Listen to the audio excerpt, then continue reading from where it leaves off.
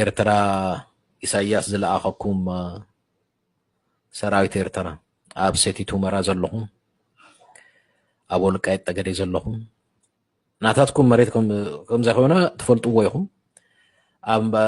ኣብ ኣዲስ ኣበባ እውን ኣለኹም ኣብ ድህንነት ኣብ ፌደራል ኣብ ተፈላለየ ቦታ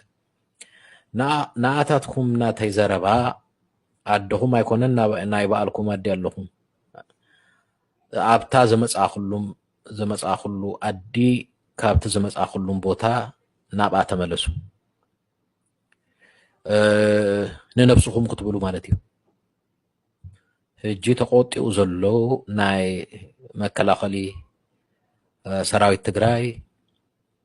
ምስኡ ኩናት ከፊትኩም ስለ ዘይትኽእልዎ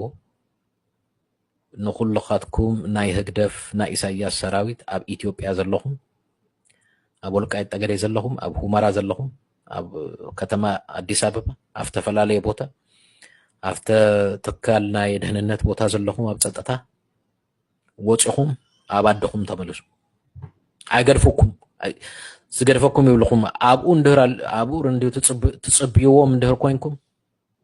ኣይገድፈኩምን እዩ ናብ ቦታኹም ተመለሱ እዚኣ ናተይ ዘረባ ንኣኻትኩም ሰምዋ ኢኹም እዚኣ ቪድዮ ሼር ገይርኩም ትርእይዋ ኢኹም እዚኣ ቪድዮ ስፔሻሊ ኣብ ተፈላለየ ቦታ ኣብ ኣምሓራ ክልል ኣምሓራን ክልል ኣዲስ ኣበባን ዘለኹም ትርእይዋ ኢኹም እዚኣ ተመለሱ ሱቕ ኢልኩም ተመለሱ ይፈልጡኩም እዮም ኣበይ ከም ዘለኹም እንታይ ከም ትሰርሑ ዘለኹም ይፈልጡኩም እዮም ተቆጠ መከላኸሊ ሰራዊት ትግራይ ኣይገድፈኩምን እዮም